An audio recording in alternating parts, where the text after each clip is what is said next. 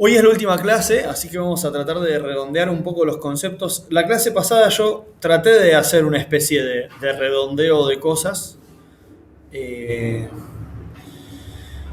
pegando la vuelta en esto de mirar la fórmula completa de cómo se interpretaba el movimiento de cada estación en el marco de referencia y haciendo una especie de resumen de los métodos matemáticos que se usaba para encontrar esos parámetros. Pero avancé, digamos, también porque especifiqué sobre todo el tema de Kalman y el tema de pensar qué hacemos con estas rotaciones y traslaciones fantásticas que aparecen, que terminan traduciéndose a veces en eso que llaman modos comunes. Eh, no les mostré, pero tendría que habérselos mostrado. Hay algunos trabajos donde directamente a la parte de eliminar este error que llaman modo común, lo hacen buscando explícitamente rotaciones y traslaciones entre, digamos, lo que yo dibujé como triangulitos, que eran las posiciones de todos los puntos para distintas semanas o días de medición. No les Eso tendría que habérselos mostrado como fuente, digamos. Eh, no lo tengo a mano ahora, así que tampoco se los voy a poder pasar hoy. Pero creo que es lo que me faltó, porque de modo común, si no recuerdo mal, los que les pasé son los que usan componentes principales, y el otro que explicaba el tema de los promedios, que eso más bien sería como buscar una traslación, pero no una rotación entre, entre tiempos, digamos.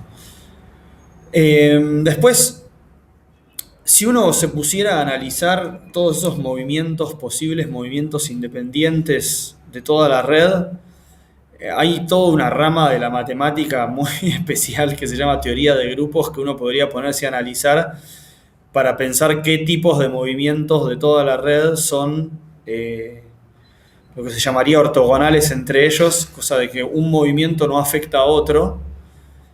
Por ejemplo, típicamente las rotaciones no afectan el centro de masa. Entonces, por ejemplo, rotar toda una red de puntos no cambia el centro de masas.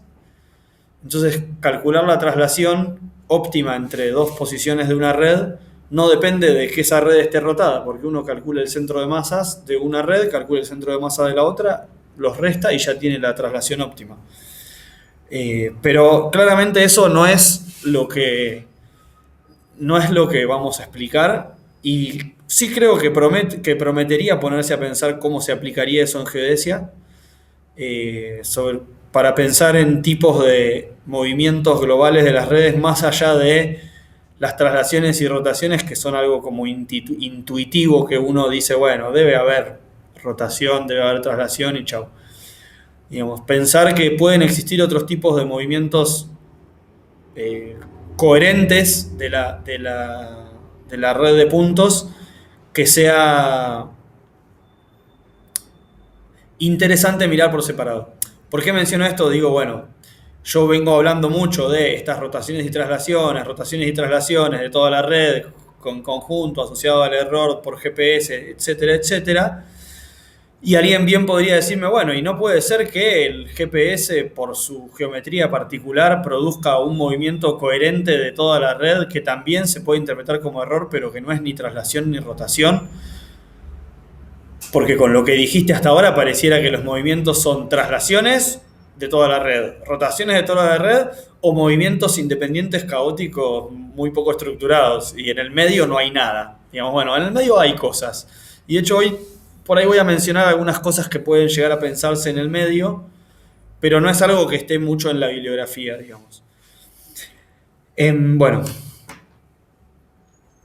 me quedó muy aislado algo que yo fui mencionando clase tras clase, que dije, esto lo vamos a ver más adelante, que fue el tema del movimiento del polo. Si bien lo mencioné en la primera clase, en la segunda clase dije, en estas fórmulas aparece el movimiento del polo. después les digo cómo. En la tercera clase ni lo mencioné, pero en la cuarta clase lo volví a mencionar y dije, bueno, más tarde lo vamos a ver. Fue de esas cosas que la clase pasada dije, más tarde lo vemos y no llegamos.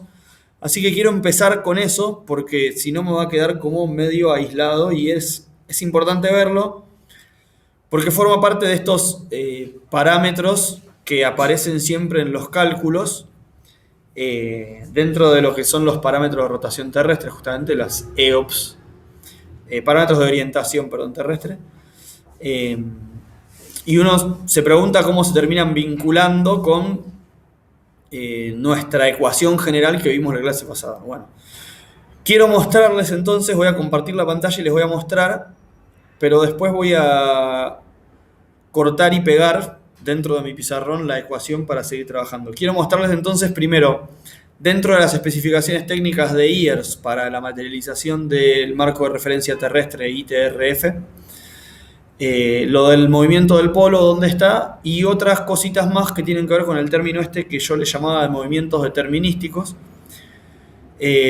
Solamente para que lo vean en las notas técnicas dónde habría que ubicarlo, porque si alguna vez están trabajando con este tipo de cosas o preparando una clase sobre esto, lo que sea, la referencia obligada son las notas técnicas de IERS y hay que conocerlas bien, no hay otra.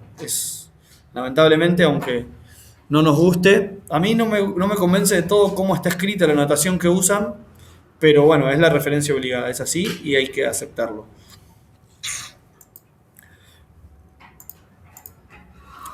Modo resignación, digamos, en la clase de hoy. Fíjense, estas son las notas técnicas de IERS. La parte de movimiento del polo son estas formulitas que aparecen abajo aparte.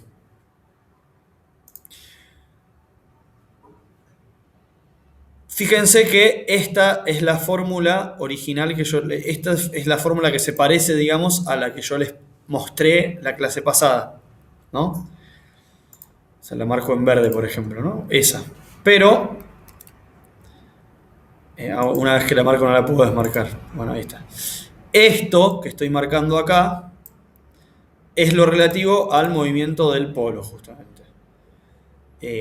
A los parámetros de orientación terrestre. Fíjense, ahora lo voy a detallar más, pero así a simple vista es difícil darse cuenta cómo se relacionan estas dos cosas, pero bueno, vamos a tratar de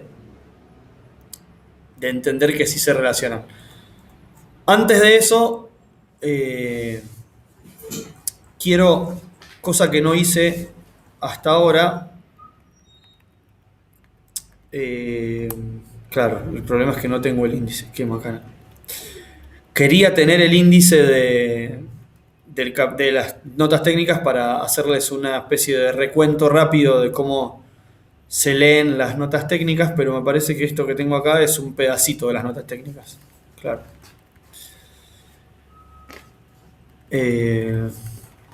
Perfecto. Ah, joya, era algo que no había entendido. Bueno, entonces,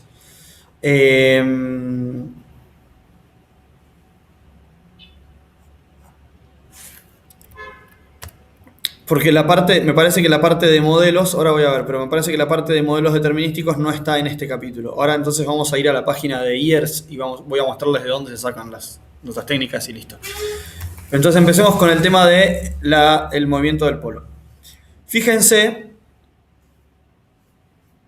que hay una especie de ecuaciones extra que están todas relacionadas a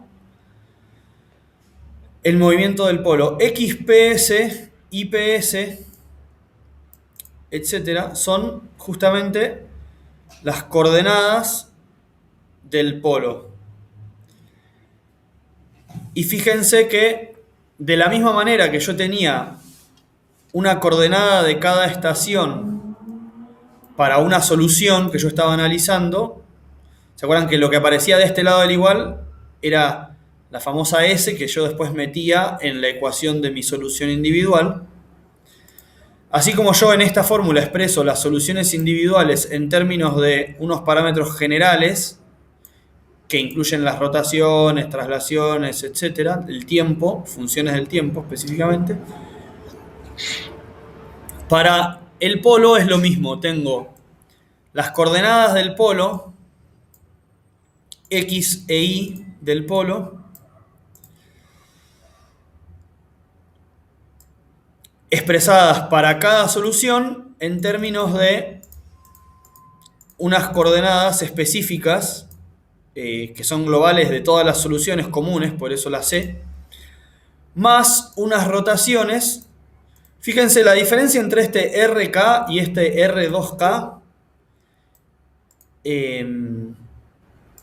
es que como acá está trabajando coordenada por coordenada y estos son rotaciones linealizadas, yo no tuve mucho tiempo de explicarles cómo es que funciona el tema de las rotaciones linealizadas y qué sé yo. Por un momento pensé que lo íbamos a poder ver en la clase de hoy, pero creo que no nos va a dar el tiempo, lamentablemente. Porque todo el contenido que planteé para este curso en realidad da para una materia entera cuatrimestral, básicamente. Pero para una sola coordenada, la parte linealizada de la rotación es un solo número. Este R2K en realidad es un solo número que acá aparece adentro de una matriz en realidad. Este RK es una matriz y este R2K es un coeficiente de los que aparecerían en esta matriz. Eso vincula las dos ecuaciones, no es que este R2K sale de una galera, digamos. El I del polo es lo mismo, está la coordenada I del polo general más una parte de la matriz esta de rotación asociada, una sola coordenada de esa matriz. Y este UTS y UTC, fíjense, creo que el que hizo estas ecuaciones hizo todo para que UTC sea lo que uno piensa que es UTC, digamos. UTC sería la referencia de tiempo general y UTS es la referencia de tiempo para una solución individual. Es, digamos, que el tiempo referido a Greenwich, que sería UTC, para cada día puntual, para cada solución puntual, sufre una corrección en base a una de las partes de la rotación esa global. Entonces, claro, justamente es, perdón, digo claro porque estoy viendo a Mariano que me hace así, como si fuera, bueno, si yo tengo la rotación alrededor del eje X, se mueve la X del polo, si tengo la rotación alrededor del eje Y, se mueve la Y del polo, y si tengo una rotación alrededor del eje Z, no se mueve el polo, pero cambia la hora. Entonces, esas rotaciones que me moverían toda la red, al polo me lo afectan de esta forma especial.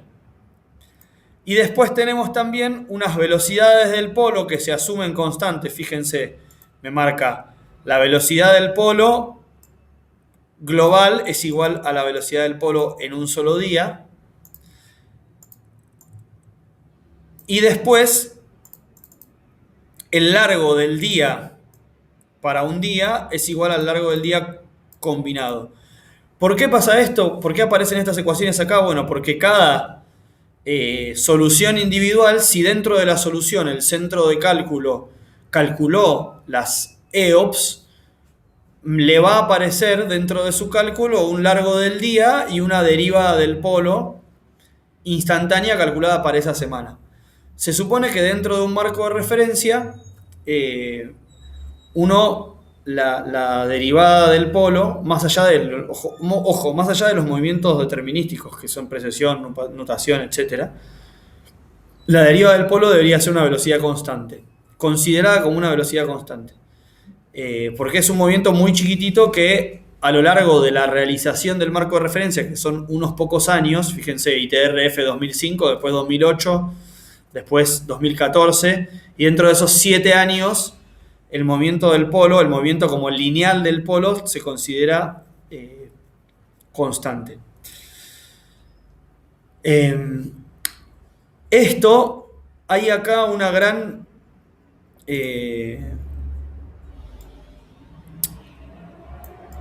una cuestión importante, que es que cuando uno hace filtro, la solución con filtro de Kalman, esta velocidad constante del polo es la velocidad instantánea. ¿Se acuerdan que yo le decía que se producía como un movimiento que se llamaba browniano?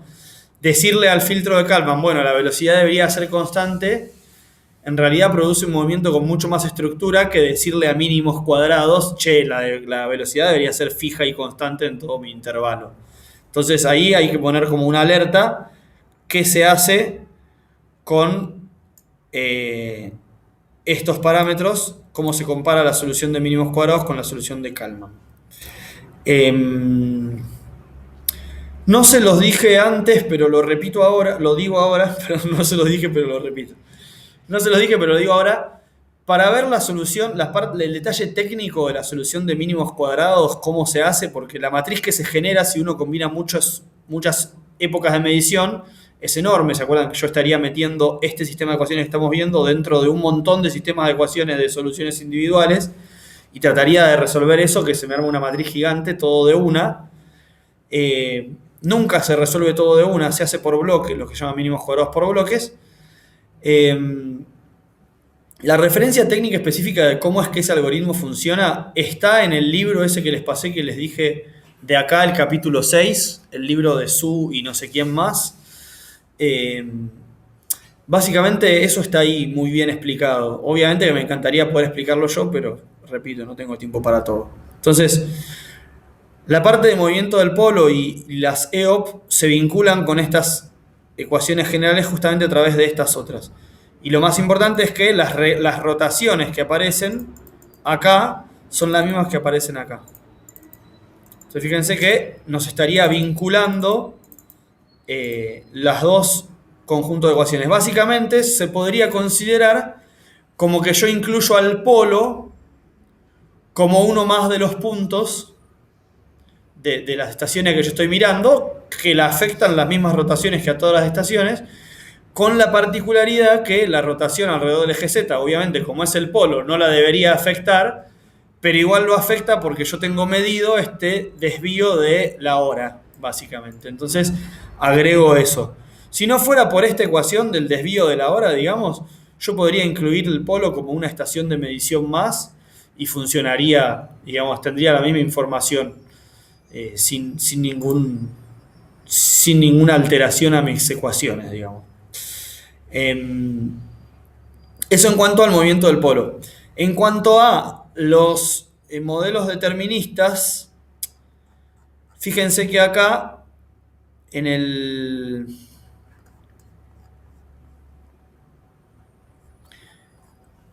el modelo no aparece, en la ecuación de modelo ya aparecen descontados, digamos, de acá. O sea, no sé si está claro, pero el término este es el de posición de la estación. Este término es el que tiene que ver con offset por los terremotos. Los otros términos ya los había explicado, salvo este, que es el que tiene que ver con estas componentes periódicas que yo les expliqué que se agregan la clase pasada. Fíjense que acá las describe como un seno y un coseno con algunas frecuencias fijas, omegas fijos. Entonces, no nos quedan más términos. Lo que yo incluí como una m en mi ecuación de la clase pasada, que lo había puesto acá al lado, no está acá, porque ya está descontado, digamos, de alguna manera. Ya se considera que ya es una constante que se le restó a la solución. Y listo. Pero en las notas técnicas de ITRF está explicado cuáles son esos modelos que se agregan. No en este capítulo 4, sino, creo que es el capítulo 3, pero como no lo tengo acá bajado, voy a buscarlas de paso, ven dónde se baja. La página es esta que dice earsconventions.obspm.fr, sí, es de Francia. Segundo Francia, bueno. Bien. El capítulo 3, creo que es, a ver, vamos a ver, está explicado igual en cada capítulo. Hay toda una parte que tiene que ver con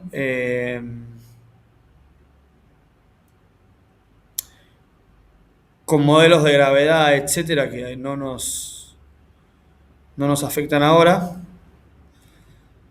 Eh, Vamos a ver por capítulos. El capítulo 1 dice definiciones. Eh, Creo que se puede bajar todo entero esto. Pasa que si uno baja las notas técnicas completas, baja la versión de 2010, sí, que es la original. Si lo baja capítulo por capítulo, va bajando las versiones más actualizadas. Fíjense que en la página aparecen las versiones actualizadas de cada cosa, de cada capítulo.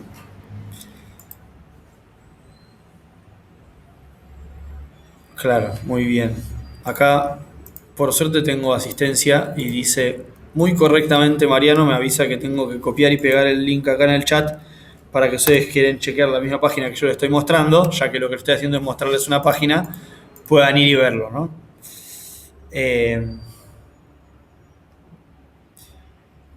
Hay una tablita que creo que está acá en el capítulo 7.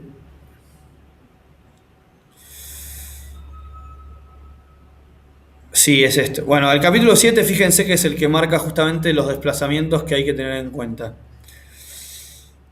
Hay desplazamientos por marea terrestre. Todo este es un desplazamiento que se puede calcular teóricamente. Fíjense, bueno, acá explica cómo se calcula a partir de las densidades de la corteza, con un modelo de corteza, etc. Todo muy interesante, pero no deja de ser una cuenta que da un número que yo le resto a mi posición en función de mi posición aproximada. Si yo sé que mi posición más o menos 3, 5, 10 metros es esta, yo sé que a la serie de coordenadas X, Y y Z que me den mis resultados GPS, le tengo que sumar o restar, dependiendo la hora del día para la que yo tengo calculada la coordenada, una constante por marea terrestre y otra constante por...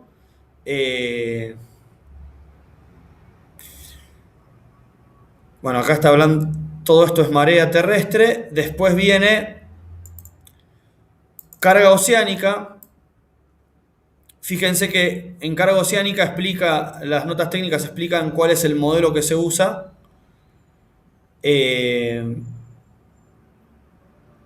Pero después lo refieren a uno a distintos modelos existentes, que son todos estos que están listados acá en la tabla 7.4. Y uno lo que en teoría tendría que avisar cuando procesa algo es, bueno, para carga oceánica yo usé el modelo EOT 08A, por ejemplo, o así. Esos modelos funcionan muy bien en mar abierto y en la costa en general funcionan bastante mal. Entonces, los modelos de marea, perdón. Entonces, los modelos de carga oceánica funcionan muy bien tierra adentro, donde la principal influencia es por el desplazamiento de grandes masas de agua, pero cerca de la costa, donde la principal influencia es la dinámica propia de la costa, la carga en general está bastante mal moderada. Si uno mira series de coordenadas de, no sé, de estaciones costeras, sobre todo en lugares con dinámica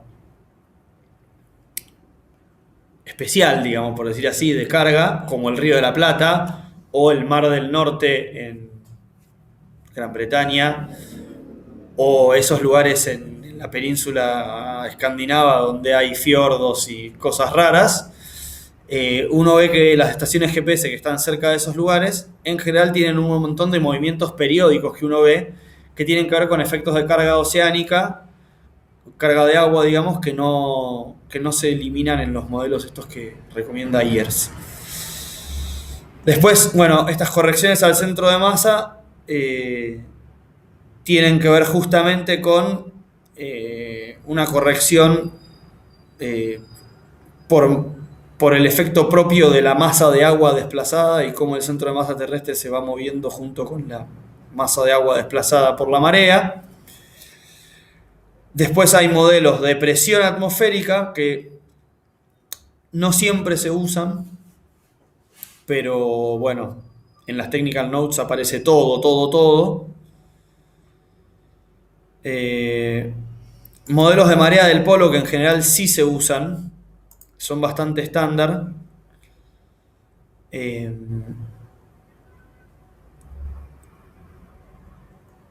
Y después hay otros modelos que tienen que ver con características propias de los instrumentales. Entonces hay unos modelos para VLBI, por ejemplo, que tienen en cuenta la dilatación de la antena. Para GPS le recomiendan a uno aplicar modelos de variación del centro de fase de la antena para cada antena. Pero repito, son todos modelos que están especificados en las notas técnicas de IERS y que se aplican como cosas determinísticas. Es decir, alguien hizo las cuentas, me da un número y no tiene nada de aleatorio para mí. Entra como un número que suma o resta a mis coordenadas, pero en cuanto a mis ecuaciones no afecta. Digamos, porque solamente afecta al vector de observación, digamos. ¿Se acuerdan que yo cuando les puse el ejemplo en la clase 1 de la red esa que yo observaba a distancias, los problemas que tenía mi red, que se podía rotar o trasladar, no dependían de las observaciones? Bueno, en este caso es lo mismo, o sea, estas constantes que se agregan a estos modelos determinísticos afectan a las observaciones en cuanto a que se suma una constante o lo que sea, pero no modifica la dinámica de la parte aleatoria del sistema, que es la que yo estoy tratando de resolver cuando hago mínimos cuadrados o método bayesiano o Kalman o lo que fuere. Entonces, quería empezar con esta parte simplemente porque la fui mencionando y la fui como pateando y tenía que sí o sí estar escrita. Entonces, el resto de lo que viene ahora es lo que yo ya mencioné de procesos regionales. Dije, bueno, determinadas cosas, dije yo, deberían considerarse a partir de procesos regionales o tendríamos que pensar si podemos, bueno. Y tiene que ver esto justamente con lo que les mencioné hace un ratito de por qué no considerar que determinados movimientos conjuntos de los puntos, digamos, de nuestra red de referencia, pueden tener una dinámica especial, digamos, más coherente o conectada que simplemente, bueno, cada uno se mueve para donde quiere. Voy a poner primero un par de ejemplos para tener en cuenta los problemas que surgen al pensar en procesos regionales a escala global sobre la cáscara de la Tierra. Fíjense, yo hace un rato les mencioné lo que pasaba cuando quería considerar las rotaciones. Por ejemplo, pero qué difícil que está dibujar un círculo hoy. Ahí está, bueno. Yo decía, si yo considero que la Tierra entera puede rotar y tengo algunos puntos, una rotación alrededor de un eje, no sé, así, claramente va a afectar distinto. Un punto que esté acá se va a mover más que un punto que esté acá, por ejemplo, ¿no? Y cada punto va a tener un movimiento distinto. Y sobre todo, si yo quiero mirar correlaciones entre puntos, es decir, para describir este movimiento, yo me imagino que lo que tengo que hacer es ver que estos dos puntos que voy a dibujar en rojo se mueven juntos de una forma particular, ¿no? Digo, estos puntos se mueven juntos de una forma particular. Entonces, los aíslo, ¿no? Bien. ¿Y qué miro? ¿No? Yo tengo que mirar algo. Ese es mi ojo y tengo que mirar algo. ¿Qué miro? Porque yo digo se mueven juntos, pero en realidad yo veo que este punto se va a mover más rápido que este otro, por ejemplo, si lo que hay es una rotación. Y la dirección en la que se mueven no es la misma en X, Y, Z tampoco, porque están rotando. O sea, si yo miro el delta X de este punto y lo comparo con el delta X de este otro punto, llamémosle delta X1 o delta X2, van a ser distintos. Y así con cada cosa que a mí se me puede ocurrir. Fíjense lo que planteaba uno de los trabajos que habíamos visto ayer, el lunes. Como ayer para nosotros fue feriado, es como que el lunes fue ayer. Me generaba directamente un sistema de coordenadas basado en la línea que unía dos puntos para describir estos, llamémosle delta U, delta B, y pensar si se movían juntos los puntos en este sistema de coordenadas. Pero incluso para la rotación tampoco es óptima. Más un sistema de coordenadas delta U, delta B no me va a permitir describir si yo un movimiento relativo entre tres puntos, porque este sistema de coordenadas verde a este otro punto no le significa nada, digamos, tener unas coordenadas con unos ejes que pasen así. ¿Qué le significan a este punto? Lo mismo que cualquier otro sistema de coordenadas, digamos, no tiene mucha particularidad. Entonces, modelar procesos que tienen una dinámica sobre la cáscara de la esfera no parece algo trivial, al menos en coordenadas cartesianas, que es sobre lo que estamos trabajando nosotros, ¿no? Incluso si lo quisiéramos hacer, no sé, en latitud y longitud tampoco tiene una dinámica tan fácil.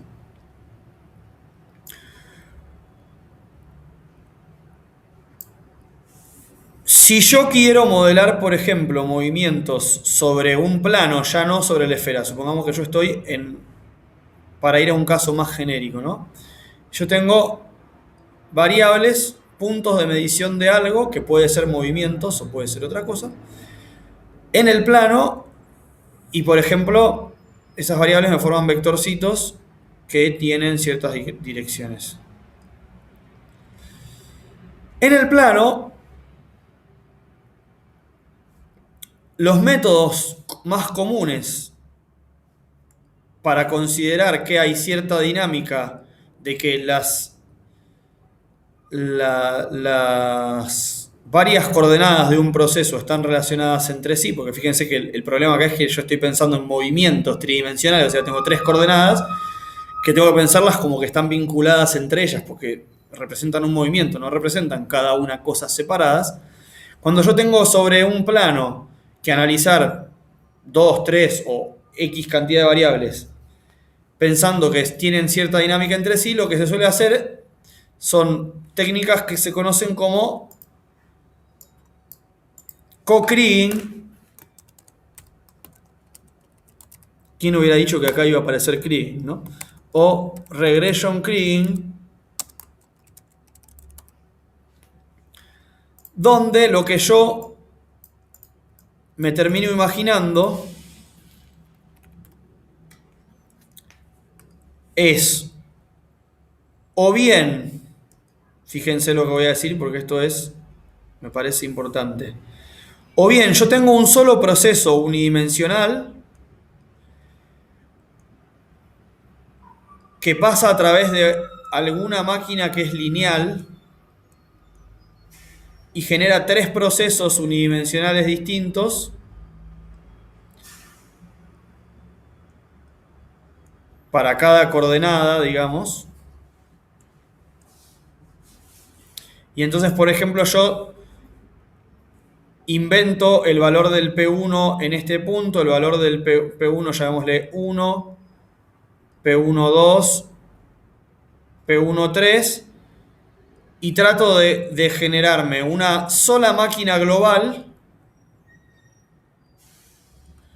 y un solo proceso de una sola coordenada, global también, pero que varía en el espacio, y que se manifiesta en las distintas coordenadas según la máquina esta magnífica. O generar, de nuevo, más de un proceso donde tengo unas máquinas lineales que son particulares para cada estación.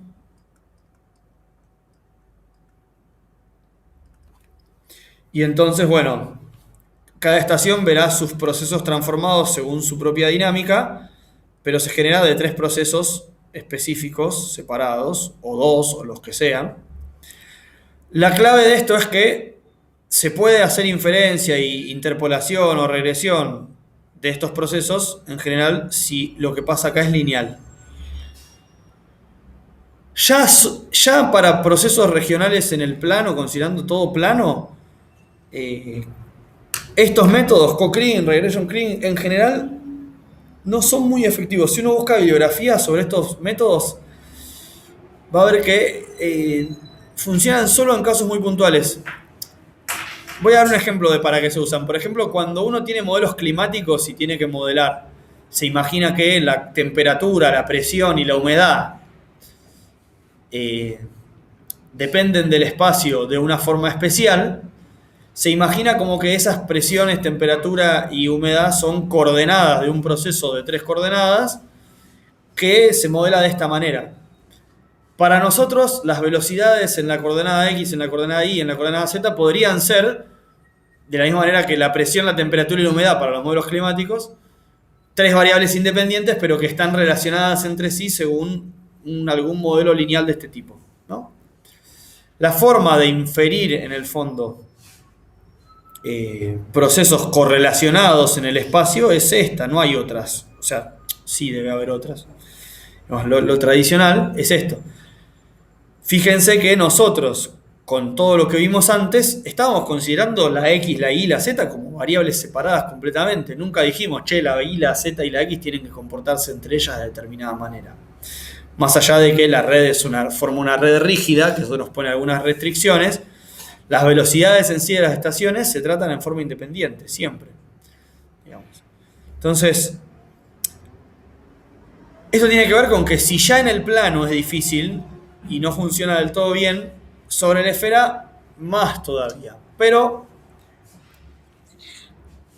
podemos quedarnos con esta idea de que hay ciertos procesos por debajo que me generan movimientos. De hecho, justamente este movimiento del polo, que se expresa como yo tengo una rotación en el eje X, una rotación en el eje Y, una rotación en el eje Z, con distintas magnitudes, que pasan a través de una máquina que me dice cómo se manifiesta la rotación sobre cada punto, y me da eso que yo en algún momento llamé con esta letra griega, que no sé ni cómo se llama, en alguna clase pasada.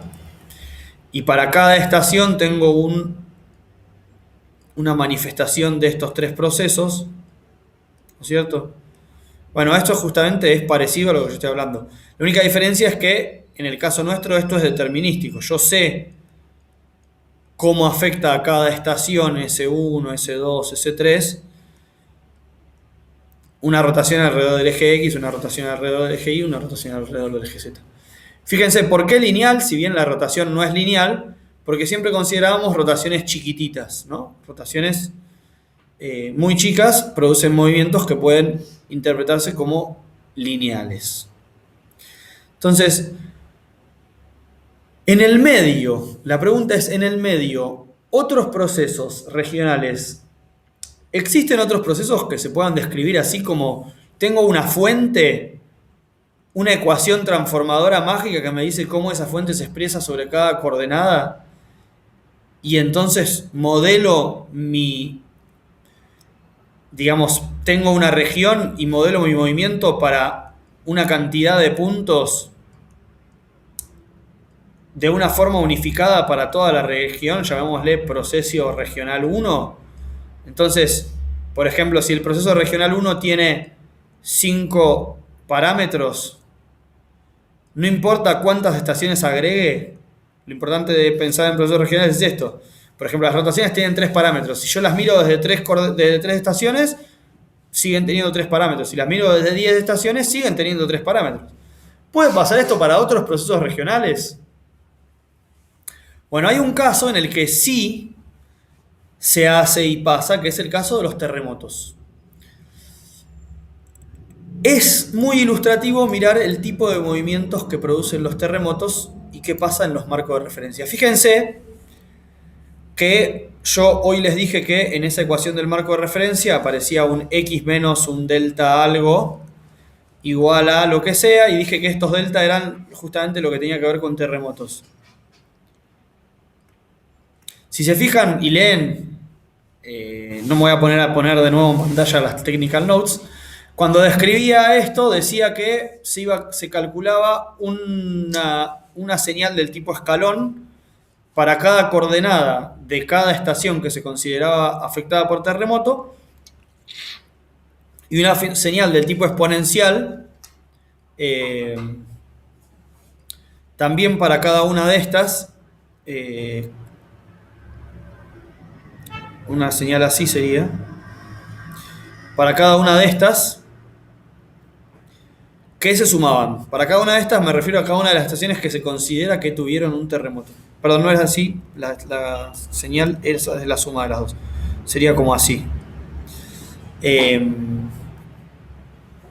es decir, que cuando yo tengo un salto, se considera como que el terremoto pega un salto y después vuelve a su posición original muy lentamente.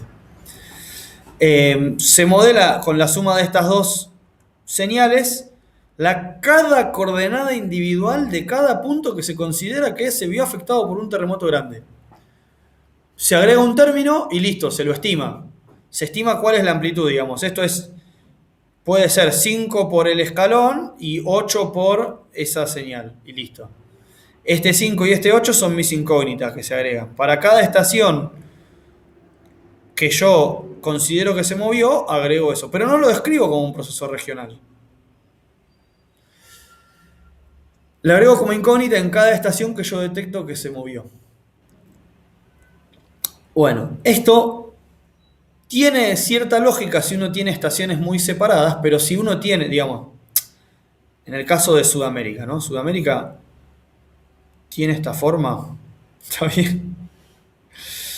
No, no es así. Sudamérica. Quise dibujar. Tengo una tara porque dibujé como dibujo Argentina. Entonces, el Río de la Plata lo dibujo súper exagerado. Bueno, eso parece más bien la provincia de Buenos Aires. Discúlpenme. Lo importante es que acá están las Malvinas y son argentinas. Todo lo demás no importa. Entonces, yo tengo los Andes. Claro, los Andes tienen una forma como así. Y yo por ahí tengo un terremoto muy grande en algún lugar en Chile y afecta a una zona así, principalmente. Obviamente que los terremotos se pueden observar desde muy lejos, pero afecta fuerte a una zona así y yo por ahí, si estoy procesando una red global, tengo, no sé, estaciones por acá y listo. Y bueno, si hay dos estaciones que los afecta el mismo terremoto y yo estimo los parámetros en forma independiente, no pasa mucho, o sea, no es tan dramático. Supongamos que esta es una red de IGS, ¿no? Ahora, si yo tengo un procesamiento específico de Sirgas, por ejemplo, o peor, de alguna red geodésica chilena o de Postgar mismo, entonces si esto es Postgar, por ejemplo, que es la red, el marco de referencia argentino, yo puedo tener un montón de estaciones acá. Y entonces ya pensar que los saltos, los escalones observados por el mismo terremoto, por todos estos puntos, son cosas independientes, de mínima es polémico, digamos, ¿no? Porque el terremoto es uno solo. Entonces, si bien puede haber ciertos movimientos medio caóticos a veces, en general uno debería pensar que esto es un proceso regional. Ahora, ¿cómo se modela un terremoto? Y no es fácil, se modela difícilmente, digamos. Pero hay formas de modelar terremotos. De hecho, los modelos más comunes son modelos que se llaman de hemiespacio, que consideran básicamente como que la Tierra es una especie de espacio que es infinito en todas las direcciones.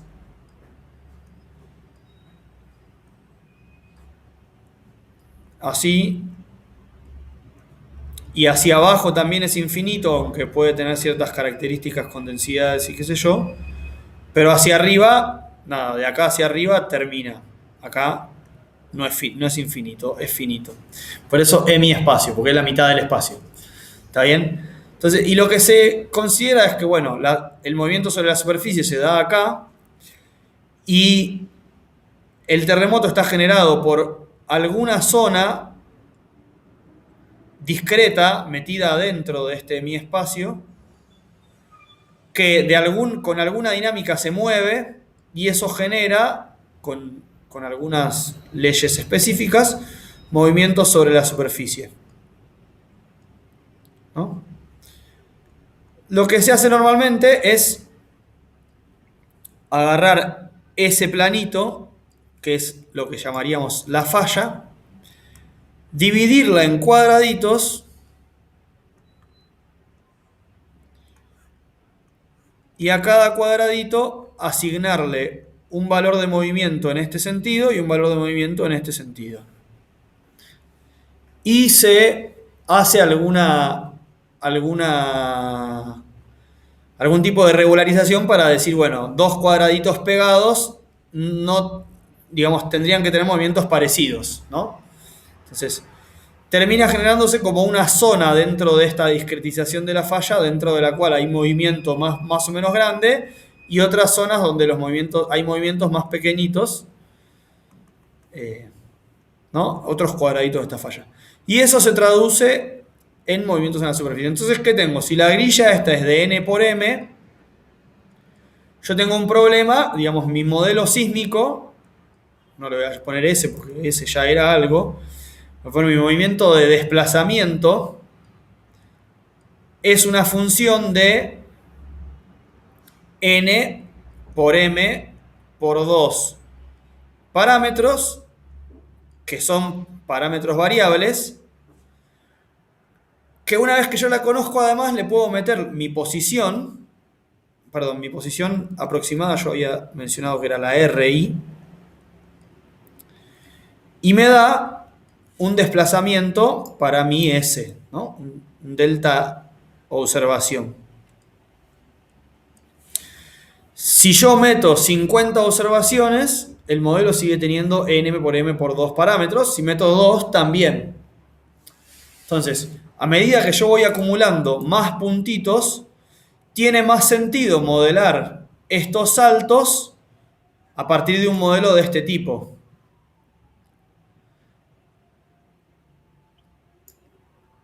En el medio puede pasar que yo genere alguna cosa intermedia, como decir, bueno, voy a agarrar y voy a modelar los saltos, voy a interpolar los saltos, es decir, voy a modelar los saltos directamente, no voy a modelar el espacio el hemiespacio, sino que voy a poner como magnitudes los saltos, pero de alguna manera voy a interpolar, es decir, si mi cálculo me dio que este salto es así, este es asá y este es azú, yo después en mi modelo voy a hacer algún tipo de cuenta promediando o alguna magia que lo suavice, porque yo asumo que mis saltos no pueden ser tan distintos entre estaciones. Entonces, no sé, hago alguna cuenta intermedia. Eso se podría hacer algún tipo de interpolación considerando las propiedades físicas del medio, del terremoto, y decir, bueno, a mis saltos calculados independientemente les voy a aplicar algún tipo de transformación que los convierta en algo que sea coherente, esperable para un terremoto, por ejemplo, ¿no? Entonces, de alguna manera lo que uno hace es generarse un espacio distinto de parámetros que se asocia a mis parámetros que yo quiero estimar, que son los movimientos, e interpolo en ese espacio transformado, en realidad. Mi cuenta la hago en un espacio que es una transformación de mi otro espacio. Es decir, tengo procesos que me generan mis movimientos pasados por una función de interpolación determinística y se expresan en un movimiento distinto para cada punto. Yo puedo construir este espacio donde yo, en el ejemplo que yo les di recién, el espacio donde yo tengo los parámetros no son rotaciones, sino que son la falla discretizada, por ejemplo. Yo puedo tener otro espacio, digamos, yo puedo generarme, por ejemplo, una discretización del espacio, no del espacio de la falla, sino directamente una discretización del espacio geográfico, sobre la cual yo tengo mis desplazamientos medidos, estimados en una primera estimación, y yo decido generar una grilla de interpolación y en vez de darle a cada punto los valores medidos, le doy el valor que resulta de interpolar según la grilla. En vez de poner el S medido, pongo la estimación para el punto S, para el punto RI del S. Vamos, un S estimado, por así decirlo. Bueno, justamente porque uno puede considerar que el proceso regional tiene cierta dinámica que debería respetarse y que está modelada en esta función, y que mis observaciones individuales, por su propio ruido o su propia imprecisión, no las describen bien, pero sí una función inferida a partir de esas magnitudes observadas, sí la describiría bien. Entonces no tengo por qué incluir en mi cuenta general un proceso que no describe la dinámica que debería describir, solamente porque sea observado, sino que busco incluir la dinámica que yo quiero. Puntualmente el caso de los terremotos es súper interesante porque además, cuando yo modelo, en realidad el resultado en superficie es la suma del movimiento producido por cada pedacito de la fallita. O sea, la transformación entre la falla, entre el movimiento en la falla y el movimiento en la superficie es lineal, con lo cual yo literalmente puedo interpolar en el espacio transformado de la falla a partir de las posiciones en la superficie, lo cual es muy loco, pero bueno, se podría hacer así. Se podría considerar que pasar de la superficie a los movimientos en la falla discretizada es un cambio de coordenadas, pero bueno, eso lo dejamos para un día que estemos dispuestos a seguir con la matemática hasta que nos duela la cabeza. Entonces, fíjense, no sé si ustedes vieron alguna vez, voy a ver si puedo chequear rápido algún interferograma de un terremoto.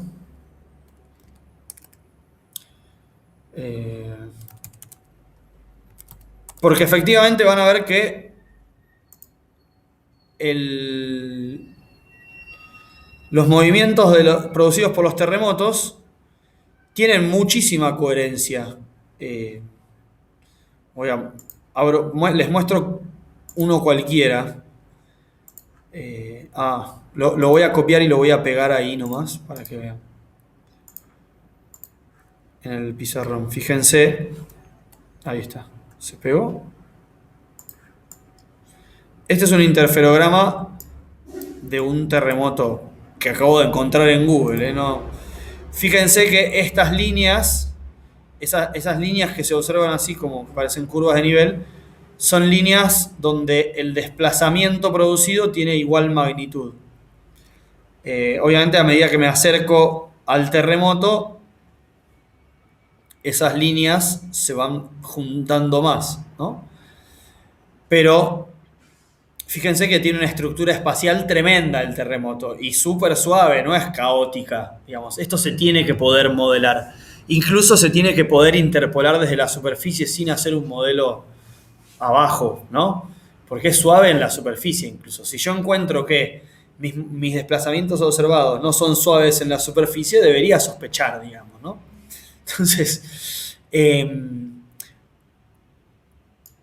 pero hay otros movimientos más sutiles, o sea, la dinámica de la tectónica se ve evidente en los terremotos, pero no tenemos que olvidarnos que nosotros tenemos todo el tiempo, o sea, de nuevo, tenemos el borde de la placa sudamericana. La placa sudamericana está avanzando hacia el Pacífico y por debajo la placa del Pacífico o la placa de Nazca, no me acuerdo, tengo un tema con la geología que es importante. No me acuerdo si se llama placa de Nazca o hay una placa del Pacífico y otra de Nazca. ¿Dónde cambian? No sé nada. Pero básicamente la subducción de la placa de Nazca, gracias por aclararlo, genera sobre la superficie movimientos distintos. Hay momentos en los que las estaciones en toda una zona están moviéndose a velocidades más o menos parecidas y hay una zona donde las velocidades son muy chiquitas, por ejemplo, porque la placa está lo que se llama, lo que se dice como más trabada, digamos, lo que diríamos coloquialmente, o directamente tiene movimientos laterales como si estuvieran escapando de la zona, pero siempre son suaves, es decir, yo miro dos puntos cercanos y en general tienen comportamientos parecidos. Hay veces que la transición entre una zona que parece que se mueve coherentemente y otra que tiene un movimiento distinto, digamos, sería el ancho de esta frontera que yo acabo de dibujar, a veces es más grande o más chica, pero el movimiento siempre es suave. Eh, claro, los terremotos siempre tienen que ver con esto, justamente, que se va acumulando energía a medida que en determinadas zonas se van trabando las placas, y el terremoto es el movimiento que se produce al liberarse la placa. Uno debería considerar que si mira a largo plazo, la placa realmente termina ejerciendo toda más o menos el mismo movimiento. Estas diferencias locales de velocidades entre puntos son producto de que hay puntos que se están moviendo más libremente que otros, hasta que haya un terremoto y se compense todo. Eso es así. Zonas de subducción más verticales producen en general trabas más fuertes que hacen que los terremotos sean más fuertes. Por eso en Chile y en Japón, que son las placas, los lugares donde hay placas que se subducen en forma más vertical, digamos, más hacia el centro de la Tierra exageradamente, es donde se producen los terremotos más grandes. Lo que me importa a mí es que hoy en día uno ¿qué hace? Bueno, cuando yo tengo que calcular un modelo de placas tectónicas, por ejemplo, para usar en un marco de referencia, lo que hago es tomar una selección de puntos que yo considero que están en movimiento estable, por decir así, en la zona donde la corteza es continental, es más ancha, y entonces, bueno, es una zona menos deformable y considero que esto no va a pasar. Si uno mira los trabajos, no los traje lamentablemente, pero bueno, los pueden buscar, los de los modelos de velocidades que hay, de Vemos y ese tipo de cosas, van a ver que de repente se decide, como casi arbitrariamente, decir, bueno, de acá para abajo esta zona la considero deformable y de acá para arriba no. ¿Por qué? Bueno, porque observo que las velocidades son más coherentes arriba que abajo. Lo cual no significa que abajo de esa línea el movimiento sea caótico. El movimiento sigue teniendo una estructura. Lo que pasa es que es una estructura que no se puede describir como una sola rotación de un bloque rígido. Entonces la pregunta que surge es, bueno, en todos estos procesos que son más suaves que un terremoto, ¿no habría que poner procesos también, aunque sean, bueno, más flexibles que un solo movimiento rígido, pero más estructurados que un movimiento caótico?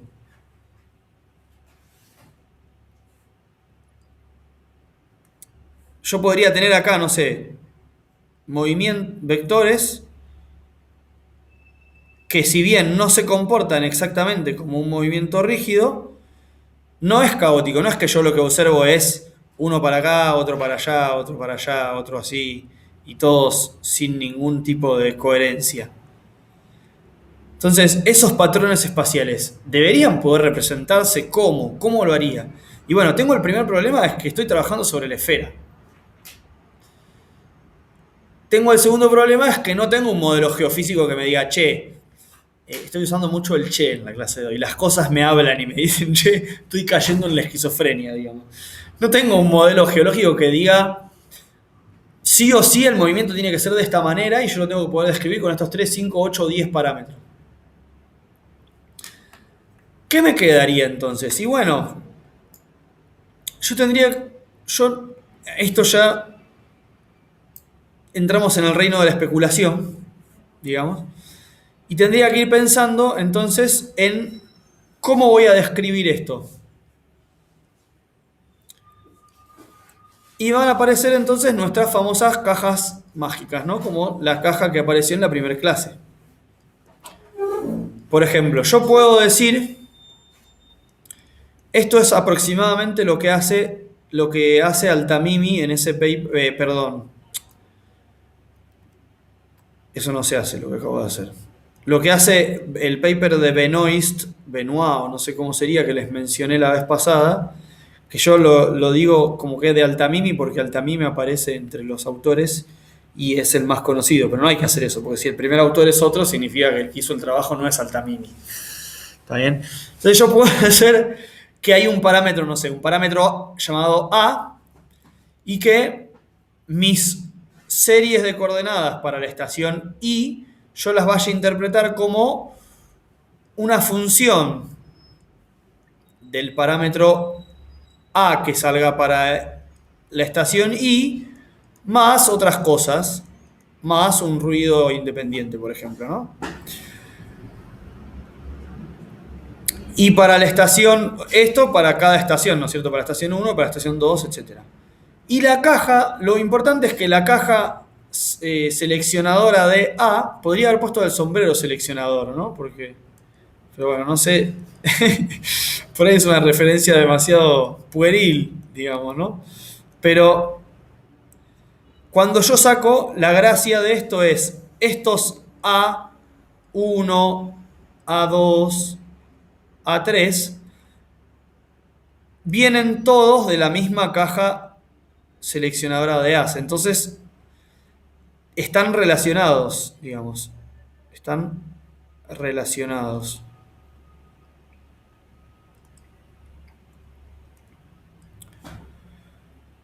Fíjense que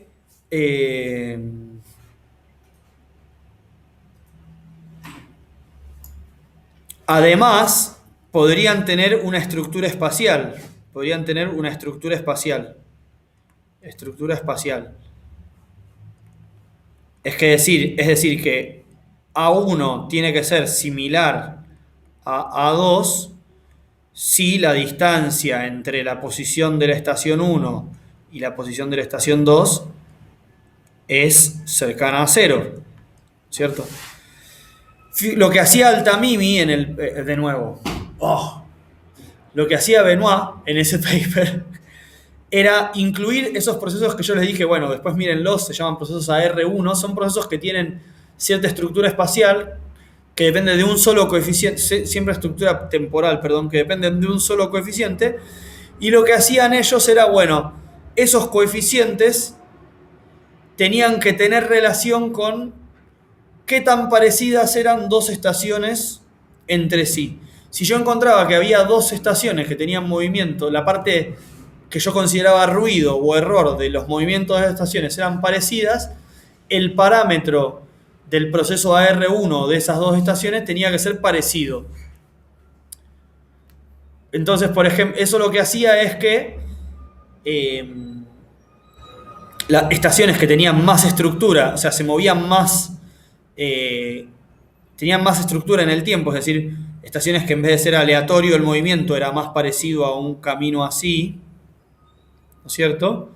Si yo tenía dos estaciones que tenían movimientos que eran parecidos a caminos así, iban a tener, y entre ellos se movían juntos, yo forzaba que tuvieran el mismo parámetro A, cosa de que mi modelo pudiera describir estos procesos como movimientos iguales. Y si los dos tenían distinta estructura temporal, muy distinta, bueno, dejaba más libre el proceso, el parámetro A de cada uno de los procesos. Lo estoy explicando muy coloquialmente, no es exactamente eso lo que hace el paper, pero si lo miran se van a dar cuenta que hay algo de, justamente, tengo algunos parámetros que me describen mi movimiento y lo que yo voy a tratar es de pensar que, bueno, los saqué de la misma caja y tienen que parecerse en algo porque los saqué de la misma caja. Otra opción sería que yo tengo una caja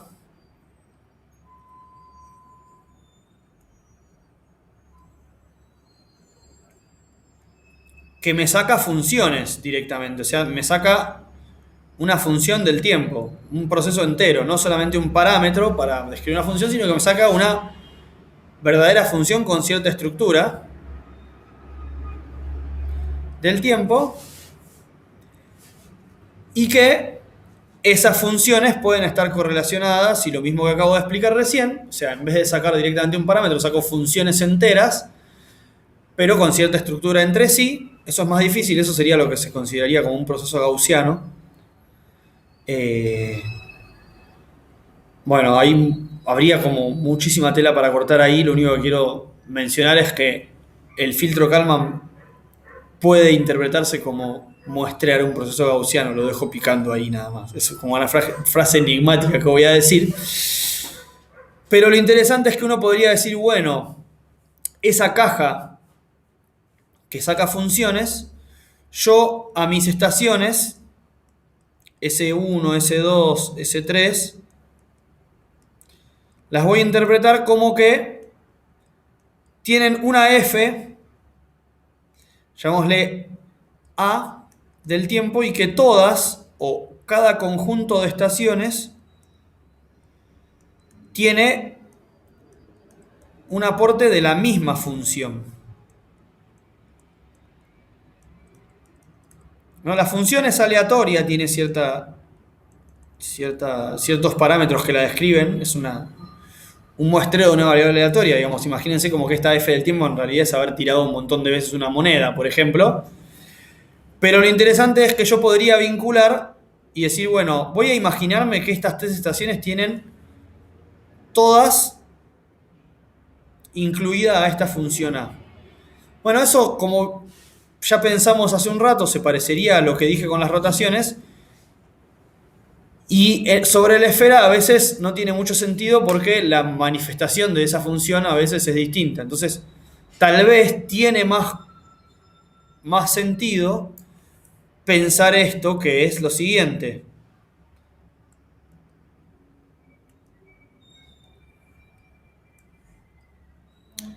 Para mis estaciones,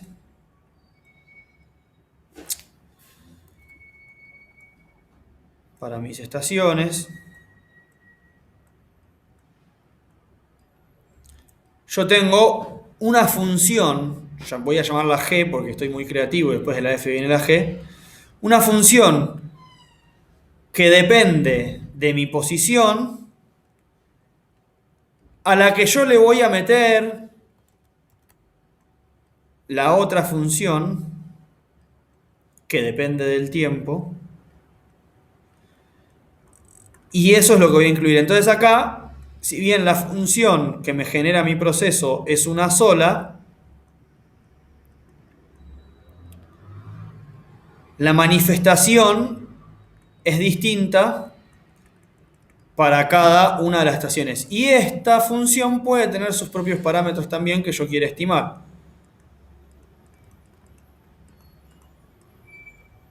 Esto se parece más a lo que mencioné recién de interpolar con el terremoto, ¿no?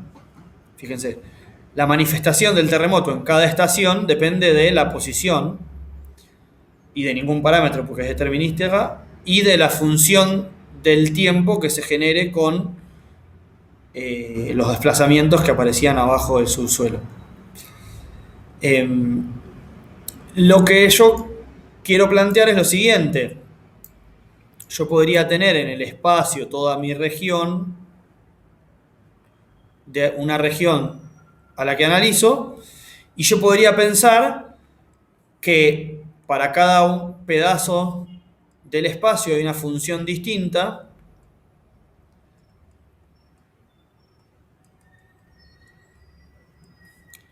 que todas se transforman, digamos, para cada estación que haya acá, cada función se va a transformar según esa G famosa,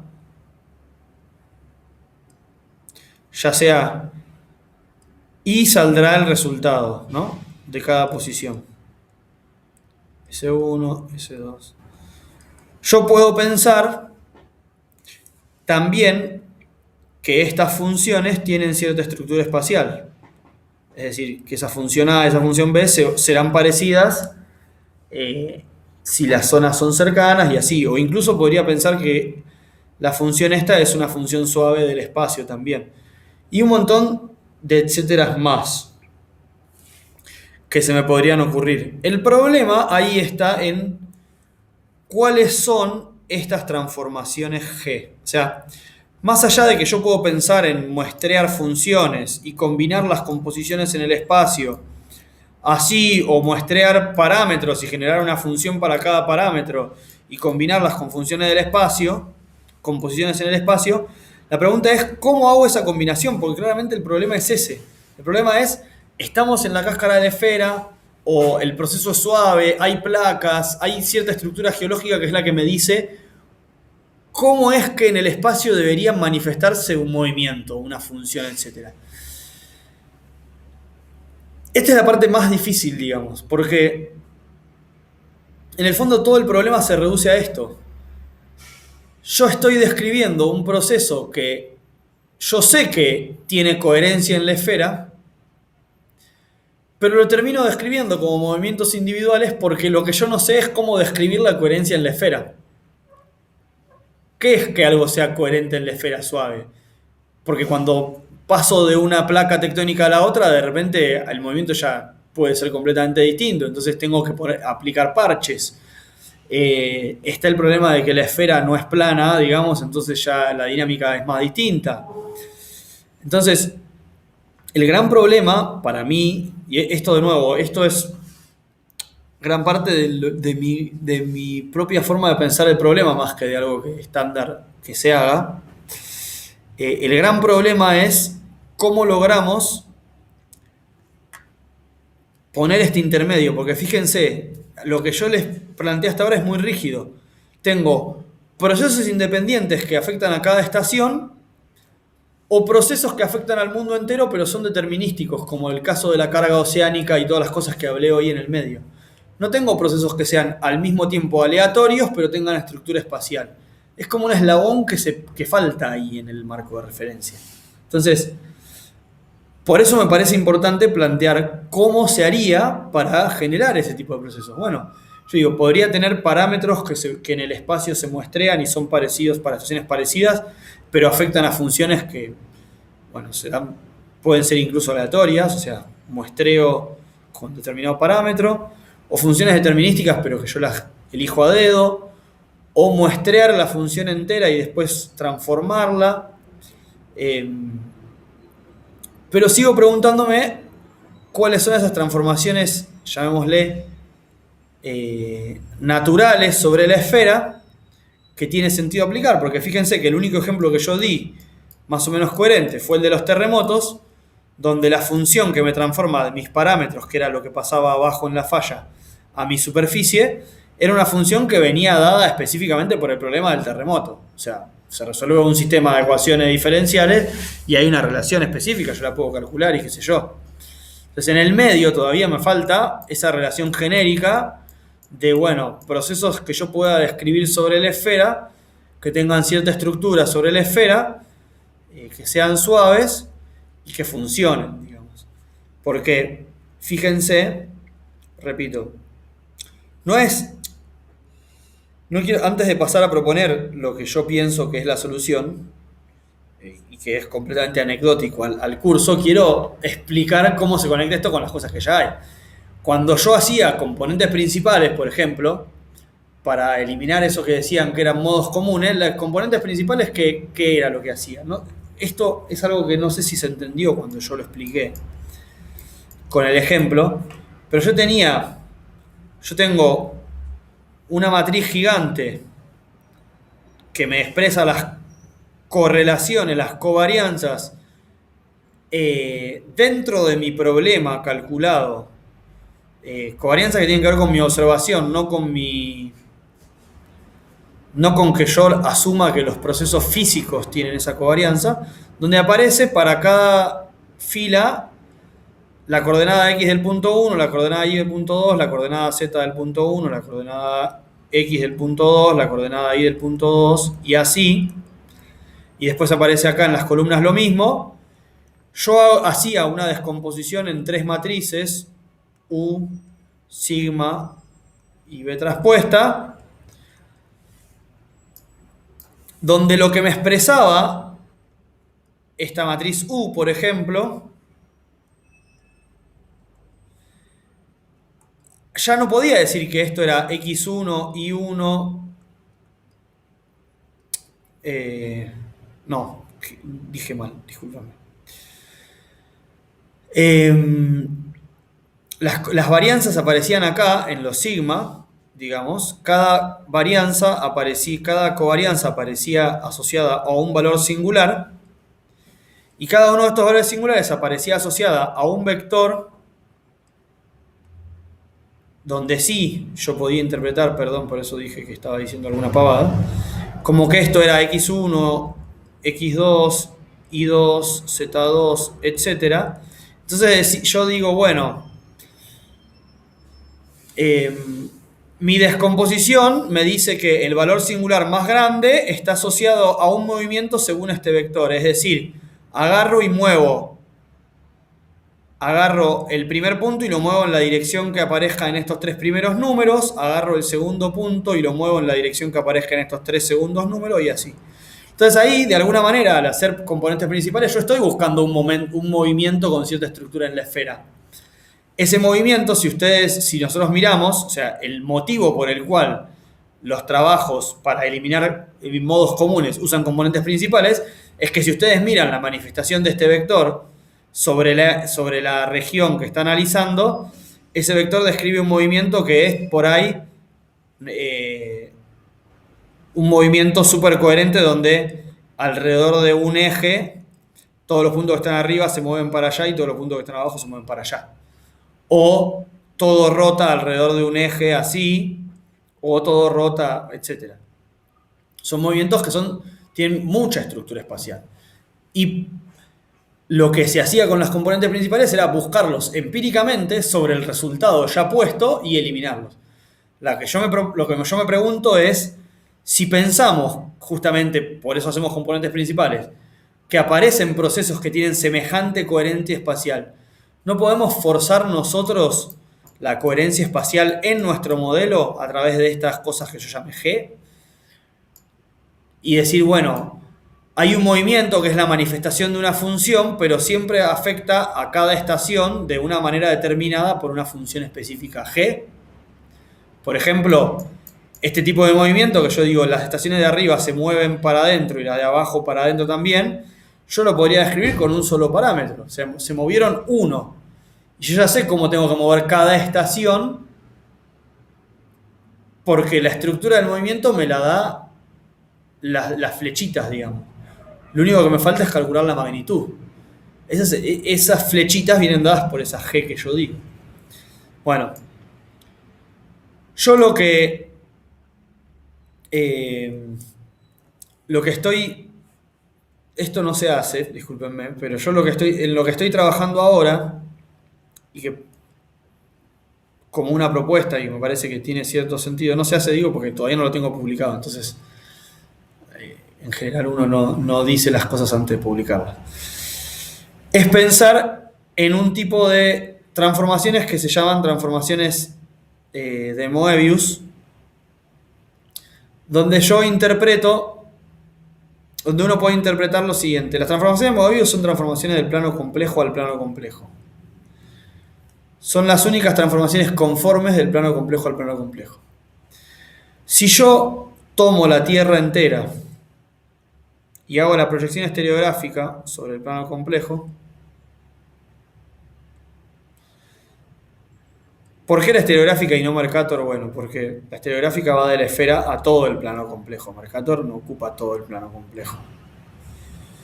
Y además porque a los matemáticos les gusta la estereográfica. Si yo hago la estereográfica, que es una proyección conforme de la esfera, digamos, ya sé que la Tierra no es una esfera específicamente, pero para, digamos, cierta linealización funcionaría, yo puedo tener una especie de Z, número complejo, calculado para cada estación I.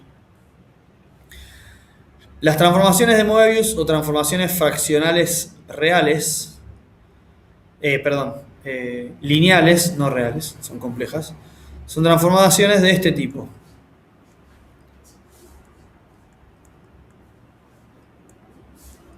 ¿No? Llamémosle Z' es eso. Esto es conforme de todo C a todo C. Lo cual significa que una vez que yo la transformé, tengo de Z paso a Z' y de Z' puedo volver a pasar a la esfera y la transformación globalmente fue conforme. ¿Por qué pienso en que la conformidad es la propiedad interesante? Porque la conformidad implica que si yo tengo justamente mis movimientos descritos en términos de azimut, por ejemplo, localmente esos azimutes se conservan, ¿no? En la transformación. Si yo tengo dos vectores muy cercanos, dos puntos muy cercanos, que tenían movimientos así, al transformar esos movimientos, el ángulo entre esos dos vectores tiene que ser el mismo. Y eso tiene sentido, porque en general en la Tierra, aunque puede haber procesos de deformación neta, cuando uno mira un espacio grande, en general localmente la deformación angular ante un terremoto no es muy grande, ante un movimiento cualquiera, ¿no? En general los movimientos son suaves y lo que no hay justamente es una deformación angular demasiado grande. Sí se acumula una deformación angular a lo largo de todo el tiempo, de todo el espacio, perdón, pero localmente la conformidad parece una propiedad a pedir a estas deformaciones que yo llamo naturales, que querría describir.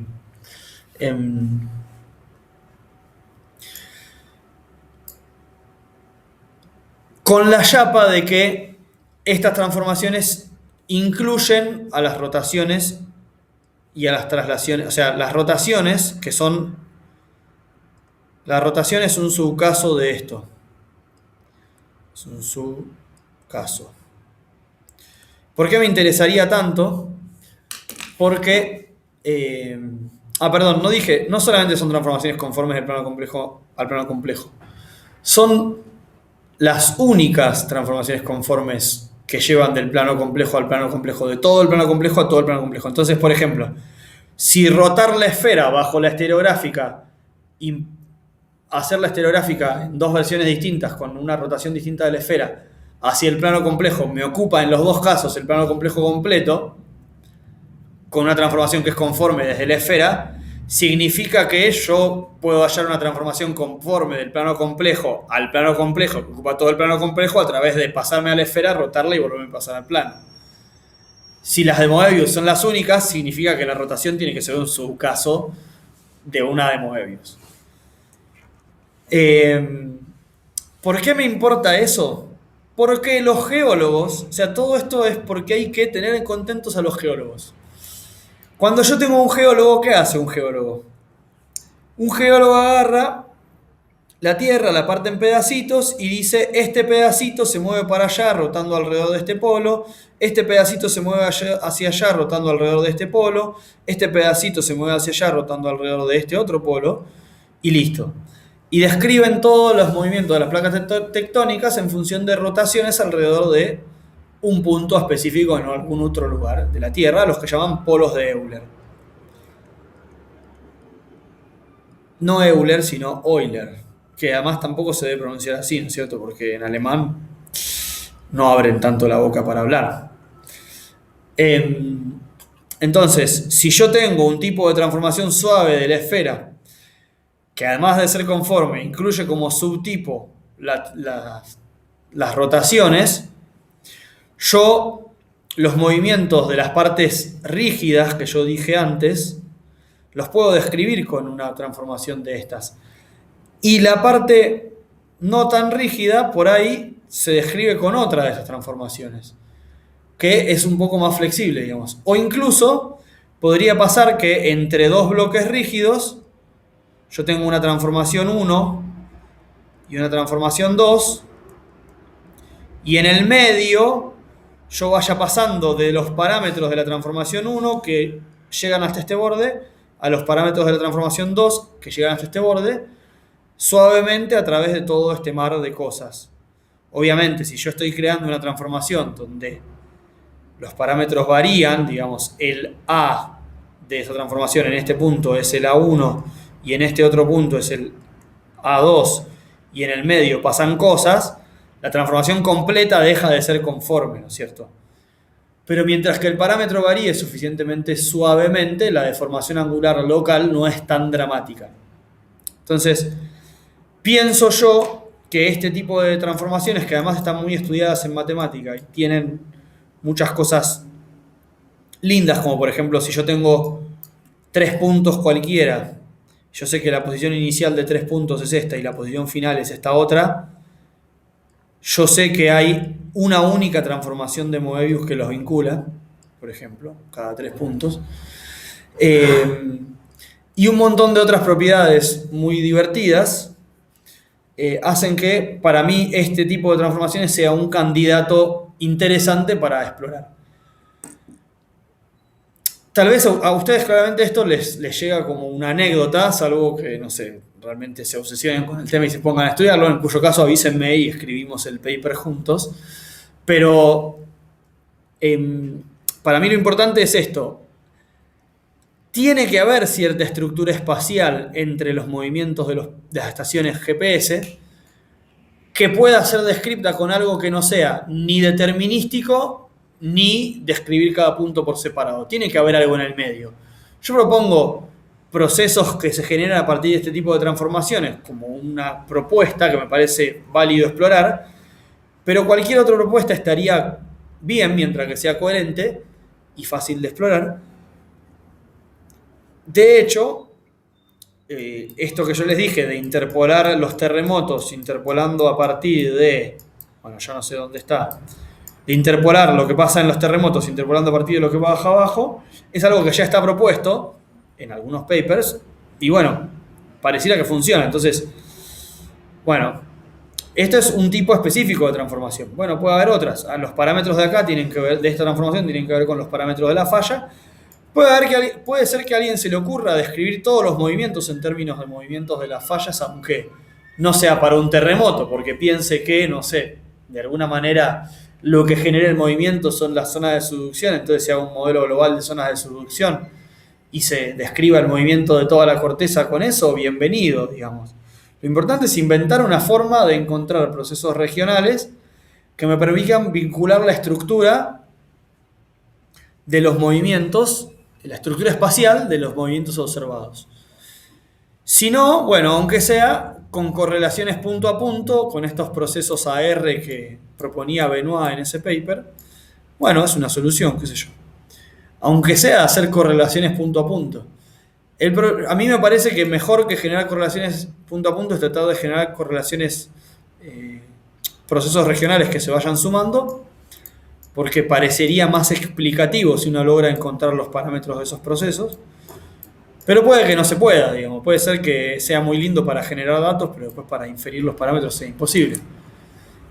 Yo lo que estoy, digamos, armando ahora como de base es una máquina que genera este tipo de procesos con esos movimientos de Moebius y yo agarrar y asignarle a mano a cierta zona uno de esos procesos y un tipo de proceso de transición y a otra zona otro proceso y generar datos para estaciones inventadas por mí y te invento los datos y te digo, bueno, esta estación si se moviera según esos procesos sería así el movimiento que se ve, todo lindo.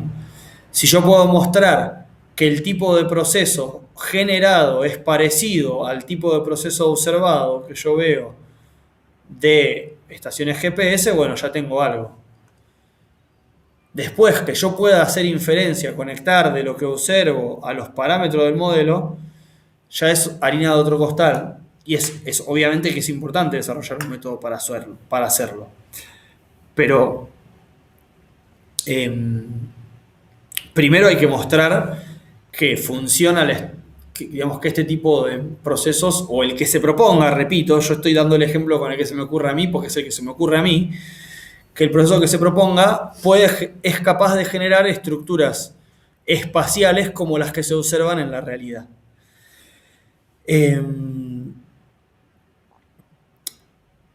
Fíjense que es importante esto porque interpretar las correlaciones espaciales de los movimientos de las estaciones como generadas por procesos,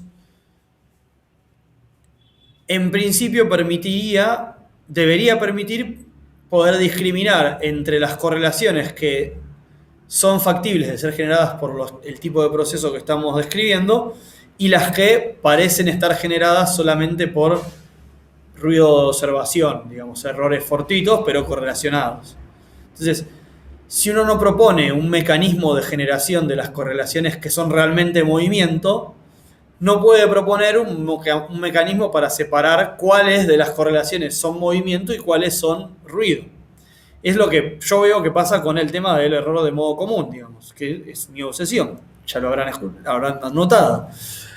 Que empezaban diciéndonos error de modo común y la conclusión del paper después era, bueno, es error, pero se parece bastante a lo que hubiera observado si hubiera tenido un buen modelo de carga atmosférica. Entonces, bueno, tanto error no era. Digamos, era el movimiento producido por la carga atmosférica. Lo que vos no habías sabido era detectarlo. Entonces, ese eslabón es el eslabón en el que hay que mirar. Y si no se logra describir un proceso, aunque sea tener en cuenta que mucha de la estructura regional que aparece en las estaciones GPS puede ser debida a procesos físicos más que a procesos de error del método de medición. Digamos, ¿no? Porque lamentablemente no es que vamos a poder instalar radiotelescopios a mansalva para tener un mecanismo independiente de determinación de posiciones. Claramente, el método que nos permite agregar muchas estaciones es GPS, no hay otro. Digamos, creo que eso está bastante claro. Entonces, si hasta acá se entendió, me parece que fue bastante coloquial, pero creo que llegué al punto que quería dar. Me voy a tomar estos últimos 15 minutos para hacer una especie de repaso de todo lo que expliqué y mencionar nomás todas las fuentes que dije y todos los conceptos que expliqué, como en una sola cosa, lo más coherente que pueda, para que quede, digamos, como itinerario y que ustedes más o menos se acuerden de qué fue todo lo que hablamos. Primero que nada voy a grabar acá. Así después se los paso. Me parece que fue bastante caótico el pizarrón de hoy. Así que por más que se los pase no van a entender nada. Pero bueno, ahí está. No estuvo tan mal. Bien, entonces voy a cerrar el pizarrón de acá. Y les decía entonces. La clase 1 arrancamos diciendo que cuando yo tenía observaciones GPS, quería poder interpretarlas como muestras de alguna distribución de probabilidad, en el sentido de que de alguna manera yo quería poder compararlas entre ellas. Digamos. Entonces, bueno, todas vienen de la misma caja. Cuando yo decía, entonces, hay algunas estaciones que son parecidas, podía estar queriendo decir dos cosas distintas. O bien son parecidas porque tienen propiedades parecidas, o bien son parecidas porque se mueven juntas. Entonces, propiedades parecidas sería lo que yo mencionaba como, bueno, están generadas por funciones o distribuciones de probabilidad de algún tipo que lo que comparten son parámetros. Pueden tener aleatoriedades distintas, pero tienen ciertos parámetros comunes. En cambio, si yo digo las estaciones se mueven juntas, realmente están lo que uno dice estadísticamente correlacionadas, uno más bien interpretaría como que la fuente de aleatoriedad de esas dos observaciones es común. Y en el medio puede pasar un montón de cosas porque uno puede interpretar a las observaciones GPS como una suma de distintas componentes aleatorias que vienen de funciones que tienen parámetros parecidos o funciones parecidas pero que tienen parámetros distintos o fuentes de aleatoriedad que se suman o no, etc. Entonces, ese era como un poco el mecanismo de decir, bueno, podemos pensar a las señales GPS como cosas que tienen que parecerse entre sí en algo. Entonces, partiendo de eso, lo que planteamos fue empezar a pensar en qué pasa cuando uno tiene muchas observaciones GPS de estaciones al mismo tiempo y quiere materializar un marco de referencia, es decir, lograr describir en términos de posiciones y velocidades, o más bien, digamos, más genéricamente, de movimientos determinísticos simples, la dinámica de esas estaciones fijas de observación. Entonces, ahí hablé de GPS y de otras técnicas geodésicas y les mencioné que esas técnicas geodésicas tenían ciertos errores, digamos, que uno tenía que tener en cuenta, que afectaban en la misma manera a todas las observaciones. Entonces, por ejemplo, si yo agarraba muchas observaciones GPS y las procesaba juntas para obtener posiciones de una red GPS, tenía que tener en cuenta que por cómo son las órbitas de los satélites, porque yo tengo dos sistemas de coordenadas distintos que estoy tratando de vincular entre sí, uno celeste y uno terrestre, y por un montón de cosas más, yo podía pensar que, además de los errores internos de cada estación, podía tener unos errores que afectaban globalmente a toda la red, que podían expresarse, por ejemplo, en traslaciones y rotaciones de toda la red, si yo interpretaba que eran errores que venían específicamente de la parte de conversión entre el sistema de coordenadas celeste y terrestre. Y mencioné que BLBI y SLR en ciertos aspectos serían más inmunes a algunas partes de esos posibles errores globales. Entonces ahí justamente aparecía un ejemplo de estas fuentes de aleatoriedad que afectan de la misma manera, o al menos la aleatoriedad es la misma para todas las estaciones. La expresión en cada punto es distinta porque una rotación tiene una expresión distinta en cada punto de una esfera, pero la fuente de aleatoriedad es una sola.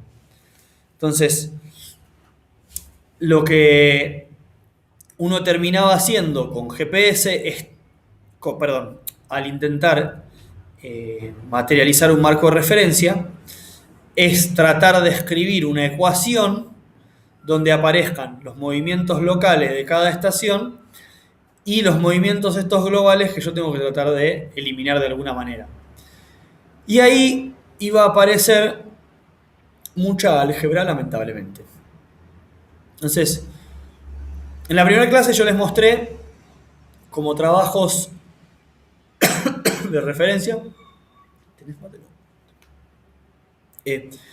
Yo les mostré como trabajos de referencia en la primera clase las convenciones técnicas de Ears, donde aparecía la fórmula para las posiciones en un marco de referencia, que es el mismo que les mencioné hoy.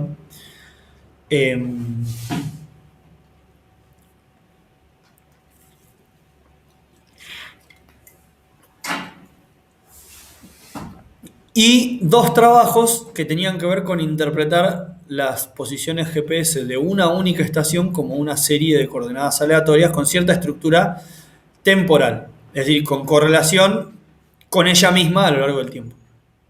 Ahí aparecía justamente esto de que a veces uno interpreta las posiciones GPS de una sola estación como correlacionadas con ella misma, pero cuando tiene que interpretar la red entera, las correlaciones de las estaciones a lo largo del tiempo consigo mismas empiezan a ser más difíciles de incluir.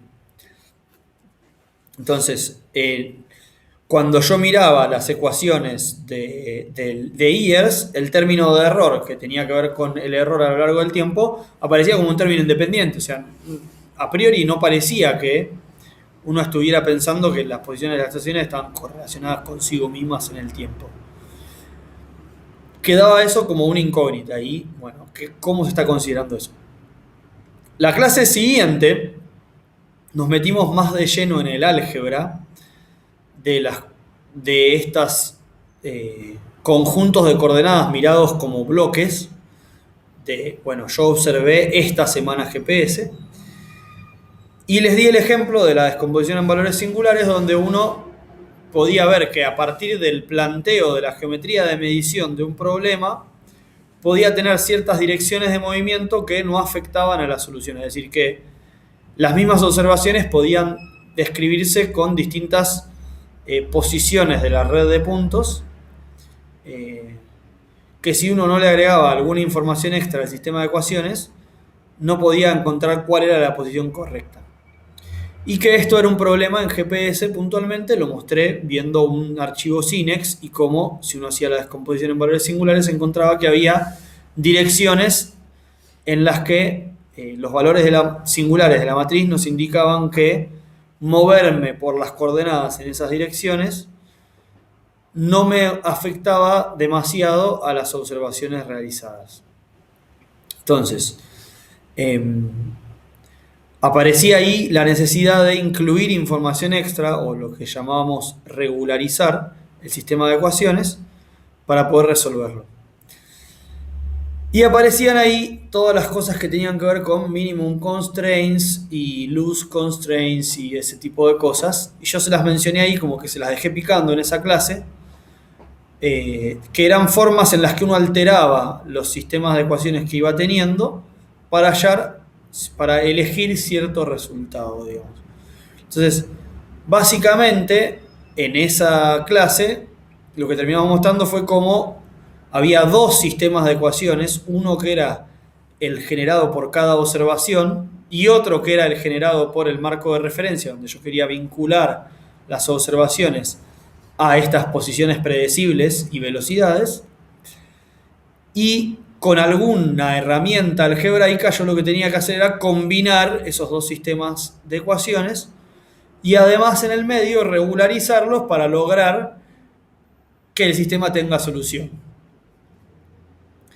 En la clase tercera hablé más que nada sobre regularización y les expliqué cómo uno lo que podía hacer era, bueno, tratar de que la suma de los cuadrados de los parámetros fuera baja o algunas manganetas de esa manera, o ver cuántos puntos yo mantenía fijos sin que eso me afectara al resultado, pero me ayudara a tener una determinación puntual de algún resultado para elegir.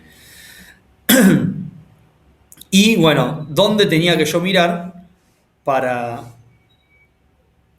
encontrar qué era lo que tenía que hacer? Ahí, como referencia en esa clase, les pasé el paper de Szilard y Boucher que explica la relación entre el álgebra y esas constraints y qué sé yo. No me acuerdo, voy a chusmear mis propias notas. Les mostré los papers de ITRF, de todos los ITRFs, y les expliqué cómo una de las cosas que uno hacía para regularizar justamente era tratar de alinear un ITRF al anterior y así, hasta encontrar llegar a que los primeros ITRF se alineaban a un modelo físico de movimiento de placas para la Tierra con ciertos criterios. Y a partir de eso les dejé como picando para la siguiente clase mencionarles que toda esa regularización se podía interpretar como incluir información a priori que yo supongo que las estaciones cumplen. Y mínimamente expliqué lo que sería un enfoque bayesiano para ese problema. En realidad para un problema genérico donde yo asigno una distribución de probabilidad a priori para los parámetros y después trato de inferir una distribución a posteriori en base a los resultados que obtuve. También ahí les dejé como referencia un trabajo que escribí yo que estaba en castellano y que bueno, me parecía que era una buena referencia porque sobre todo tenía una notación accesible y estaba en castellano, que era lo más importante. Entonces, en la cuarta clase, que fue la clase pasada, lo que hicimos fue profundizar directamente en la ecuación del marco de referencia, desglosar un poco cada una de las cosas que van apareciendo y volver a plantear estas rotaciones y traslaciones que aparecen en el marco de referencia, cómo afectan cuando yo estoy tratando de resolver el problema y cómo distintas formas de resolver el problema en realidad terminan traduciéndose en supuestos sobre esas rotaciones y traslaciones, por ejemplo, que son cero, o cosas así. Y dejé planteado con ese grafiquito donde yo ponía los circulitos en una matriz y decía los parámetros gamma son los que afectan todos para el mismo, para distinto tiempo cada uno, pero a todas las estaciones en conjunto, y los parámetros pi son los que afectan para todos los tiempos, pero cada uno para distinta estación. El problema como un problema donde si yo condiciono en el tiempo puedo resolverlo en el espacio, o si condiciono en el espacio puedo resolverlo en el tiempo. Y como también podían interpretarse las soluciones como una especie de iteración entre, bueno, voy a condicionar en el tiempo, después voy a condicionar en el espacio, después vuelvo a condicionar en el tiempo, etc. Y ahí aproveché para introducir esto de los errores de modo común, donde justamente lo que pasaba es que al uno haber condicionado sobre el espacio y dejar libres los parámetros que rotan, que son uno para cada tiempo, a veces esos parámetros terminaban generando movimientos de rotaciones como periódicas o derivas, cosas medio raras, que uno a mano terminaba eliminando de alguna manera. Y ahí les dejé varios papers sobre modo común, donde aparecía de nuevo la descomposición en valores singulares, porque aparecía componentes principales, que es algo que se hace a partir de la descomposición en valores singulares, donde justamente se buscaba encontrar esos movimientos coherentes de todas las estaciones que se habrían generado por cómo yo calculé el marco de referencia, ignorando que mi ecuación del marco de referencia le permitía a los puntos moverse todos juntos en el tiempo, todos juntos en un mismo tiempo.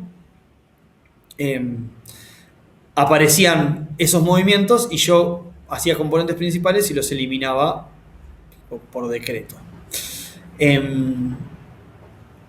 Después expliqué, como venía explicando justamente esto de suponer cosas a priori de mi sistema y pensarlo en qué información yo asumo para mis parámetros antes de calcularlos, les hablé del filtro Kalman, que es el algoritmo bayesiano que se usa normalmente para procesar marcos de referencia. De todos los otros algoritmos, ninguno es bayesiano, el filtro Kalman sí es bayesiano.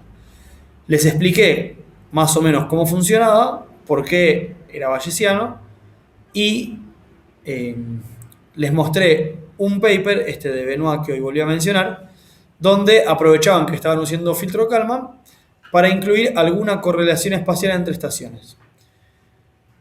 Como dato de color, pero no menor, les expliqué que en filtro Kalman el modelo de ruido que se termina asumiendo no es ruido descorrelacionado, sino que es algo que se llama movimiento browniano.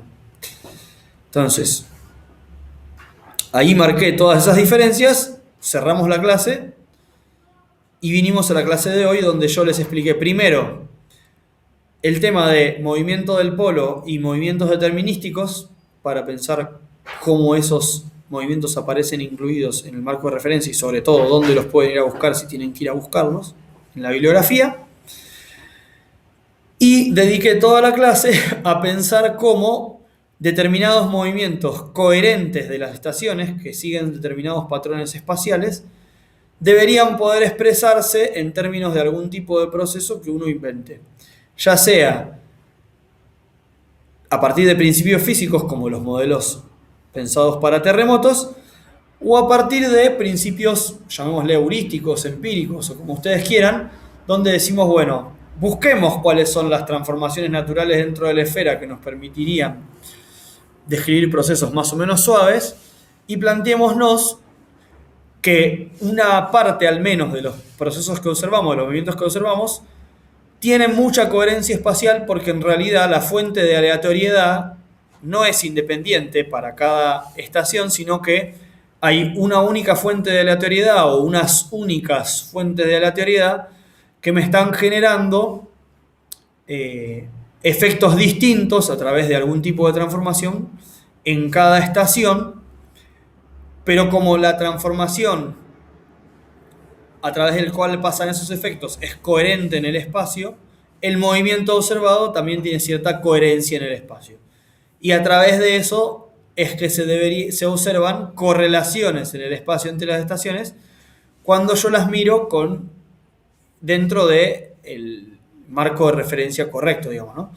Porque recuerden que uno de los problemas más importantes era que al estar yo trabajando sobre la cáscara de la esfera, si los puntos estaban más o menos alejados, no tenía un sistema de coordenadas eh, universal a partir del cual yo pueda describir las correlaciones de todos los puntos en conjunto, sino que no me queda otra que mirarlos de a pares y armándome un sistema de ecuación de coordenadas, perdón, medio ad hoc para cada parcito de coordenadas para mirar qué es lo que está pasando. Y ahí llegamos al final del curso. Espero que haya sido suficientemente coherente. Hay muchísimos detalles técnicos que quedaron afuera. Todo lo que tiene que ver con la parte de linealización de los distintos procesos y por qué local, yo digo rotación, pero al mismo tiempo digo que la ecuación es lineal. En un montón de lugares dije, bueno, yo puedo tomar la posición aproximada y listo, y entonces este término que parece cuadrático es lineal y cosas así, que las dije muy al pasar y no las expliqué, pero traté de ser lo más prolijo posible. Y en definitiva, las cosas que dejé afuera, creo que, o al menos intenté que sean las cosas que son más fáciles de encontrar después en la bibliografía y leerlas uno por su cuenta.